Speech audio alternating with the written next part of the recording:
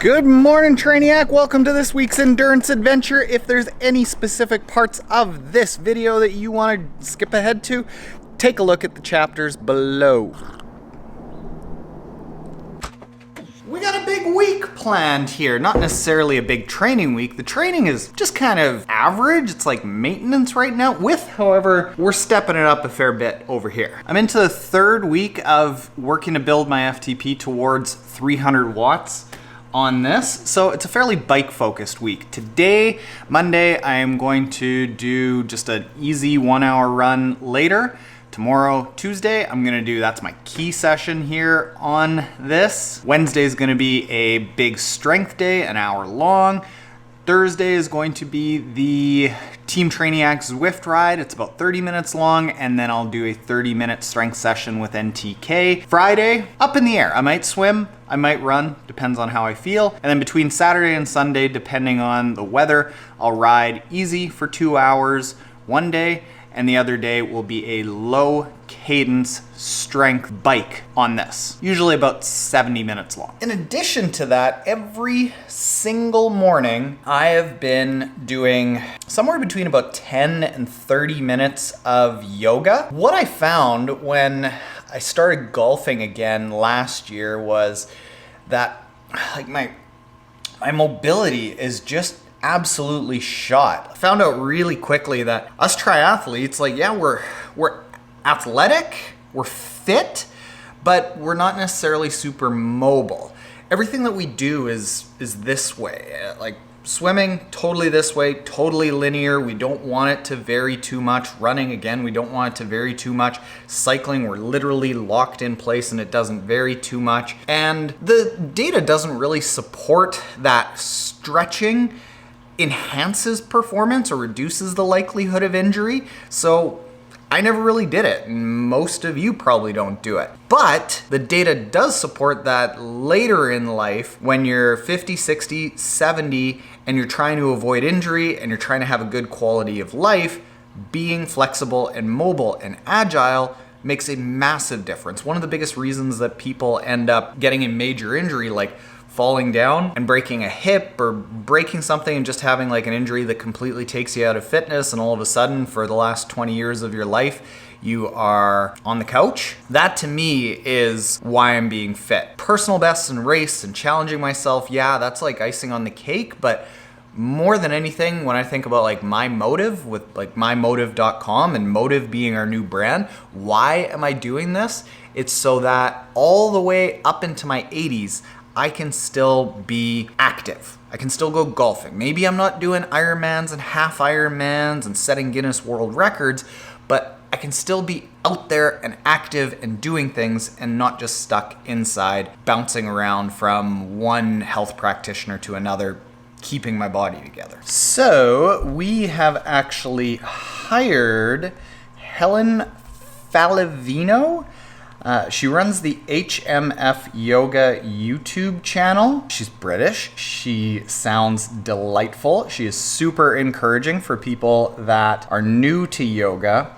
And like what we've hired her to do is, these are all individual yoga sessions that we are going to incorporate into teamtrainiac.com, what is going to soon be the My Motive training app. And it's like a full half-hour guided session specifically for endurance athletes. Like everything is geared towards opening up our hips, activating the lateral stabilizer muscles, just chilling out on a block, letting things open up here. I've been going through all of these half-hour sessions every single morning to make sure that they are all good, and oh, that looks like it's gonna hurt.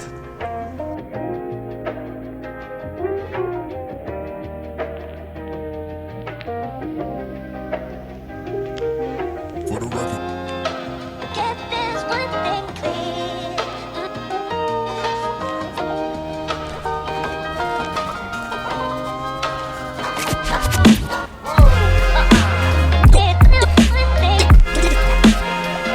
So this is a big week, not because of the training, but the vlog is back. You might not know this, but the thing that actually turned this channel into something was in 2017, I actually started doing a daily vlog here, and I did it for about 27 months straight. And we got out of that habit, but it's back. I'm back, not daily. What I found with that daily vlog that was, I guess, more interesting than what I've been doing for the past couple of years is I was able to have more of a connection with people, as opposed to me sitting in front of a camera or like occasionally telling you what my training was doing, but more than anything, it was like instructional. I found that vlog, when I met people in real life, they had more of a connection. They knew about this guy, right? Pete? Camera shy. They knew about Gracie. They knew about my wife, Kim, NTK. They knew about what I was struggling with. It wasn't just me prescribing, here's how to train, because frankly, any coach can do that. So I missed that connection. So we're bringing the vlog back. It's not going to be every day, but we're going to do it every week. And it's not just going to be like, hey, here's my training this day, here's my training this day. And it's not going to get away from those tips and that guidance and product reviews, but it's going to be all in one. We'll talk about my training, we'll talk about the products that I'm using, we'll talk about training tips that I'm learning about, and it's going to be more casual. It's going to be more personal. Because frankly, I've been losing the mojo lately, especially over the last year, where people aren't really training for a whole lot to give prescriptive stuff. You might have noticed that like my jazz for endurance sports tended to go away because I kind of lost that connection with you, and it felt like I was just giving prescriptive advice for races that aren't happening. Oh, Gracie all of a sudden as a 9-year-old lab has some energy. Look at that. So it's a big week because I'm super jazzed up about that. I'm excited about getting back to having a better connection with you. And then the second reason that this is a big week, I gotta go in for surgery. This year, with there being no racing, I was like, you know what? Every last thing that I might end up putting off at a later time because I'm in the throes of training, do it now and I can take a day, hear it. Whoa, holy geez, she really wants that toy. So midweek, I've got to go in for a surgery and get like a thing like this taken out of my back. How I'm going to train around that will be interesting, especially while I'm still trying to do this FTP building. We'll see. Gracie, get him! Get him! Get him! Get him! Get him! Get him! Oh, I get him! Oh my God! Whoa! Ooh, all right. This here is the key intense ride that I've been doing to build up the FTP right now, and it's stepping up. Things are going good. So what I'm doing here today is the main set is 8 times 1 minute fast, 1 minute easy, and the fast I'm doing at 310 watts. But it started a few weeks ago with this same workout at I think 290 watts, and I've just gradually, as you can maybe see there, increase the bias in Zwift with this same workout, just increasing it slightly, doing the same thing so that I adapt to it. The tactic of repeating intervals week after week and just gradually turning the screws on it a little bit is how you really make a lot of changes. There's actually a video that Dylan Johnson did. He's a cycling YouTuber where he dives into the science of training. And he talked about how, like, if you really want to make improvements, you don't bounce around in a workout or even from workout to workout. You need a sufficient level of stimuli at one zone to really improve that zone. So with me doing very focused FTP plan right now, I want to focus on FTP building intensity. We've actually got a podcast scheduled with Dylan later this week. I'll record some of that and share it with you. Interesting dude, and the science of how people can get the most out of their training is a lot of what I believe in. I love that the guy does his videos. This is gonna leave a mark.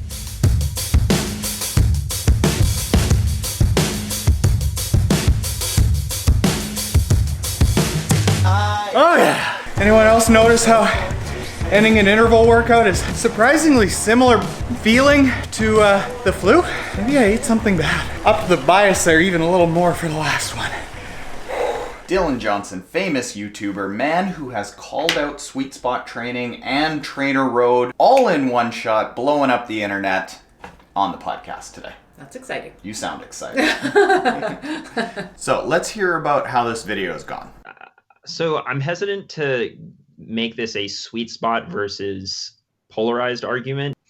They've put triathletes specifically They've had them do a pyramidal group and a polarized group and put them head to head and seen no difference between the two groups, which is, you cannot say the same thing for when they do a polarized group versus a more traditional sweet spot training plan. It's almost always the polarized group that comes out ahead. So what would you say then would be the three main things that you found that people should be concerned about regarding their training? Yeah, there's a lot. And I think the biggest takeaway from doing a lot of research is that things are not always as they seem, or probably more accurately, like what you assume to be correct is not always correct. So, podcast with Dylan Johnson, he's blowing up the YouTubes. I'll link to his video where he kind of called out the trainer road training system, more like sweet spot training, which is what a lot of the trainer road plans are built off of. I'll link that at the end of the video, but by the time you see this, the podcast should be up, where he talks a lot about like the main science of what he's found as far as strength training, stretching. Mm-hmm. Stretching was a surprise. Training intensity, training breakdown, how much he trains. Yeah, check it out. Triathlon Taren podcast, anywhere podcasts can be found. That was a good one. He blinded us with science. Maybe you.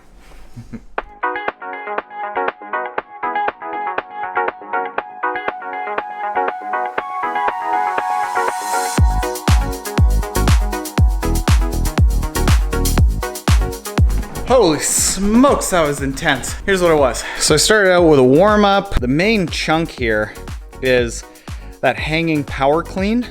That's the start of doing like a full clean and snatch.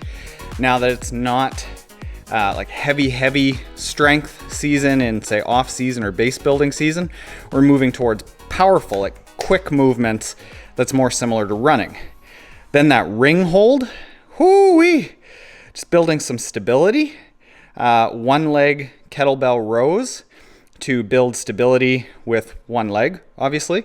Very similar to the stability that you need while running. And then hip thrusts for the glute to make the glute strong so that when you plant with each foot strike, it's nice and stable. And now I gotta go do a little cool down. I've been talking about strength training for a while, but Dylan on that podcast, he said that strength training is very clearly supported by data, that he was actually surprised. He knew that strength training would be helpful, but he didn't realize how helpful. And something that he said was like, the fact that people still question whether substituting some of their current hours for strength training will be beneficial or not is like, it's wild how that is still a part of our culture. Especially considering, like, forget performance, day-to-day health, hormone, bone density, delaying muscle loss. Strength training it's the bee's knees or the cat's pajamas, depending on what type of person you are. 2, 1, done. Done. End off with a little bit of core work. And that there is probably the last workout that you will see me do for a couple of days. I gotta go in for a surgery now in, 2 hours. What we're doing is, see, right by the shoulder blade, like, do you see it? That bump? When I was in Tucson a year ago, it was maybe like that big. And now it's like this. And it's just like a teensy little bit uncomfortable. But taking this time while there's no races and I can take a couple days off to sort of just speed up anything that I can. Like, a lot of you have noticed that I had a birthmark there since I was 0. I got that taken off. I got varicose veins taken off in the summer. Oh, speaking of Trainiac, with the brand changing over to Motive, a lot of our gear is actually going to become Motive gear. So we have a huge assortment of Eat, Sleep, Trainiac, repeat gear here. What you can do is, if you DM me on Instagram, tell me what your size is, where you live, and what your motive is, what your reason is for being a triathlete or an endurance athlete. Like, why do you get up in the morning to crush out hard bike workouts or go into a cold pool or do solo runs? What is your motive? What is your reason for doing this? And I will pick the best ones, and we'll see if we can match up sizes to who you are and what you need, and we'll send it out to you. All right, I gotta go get pumped up. Let's do this.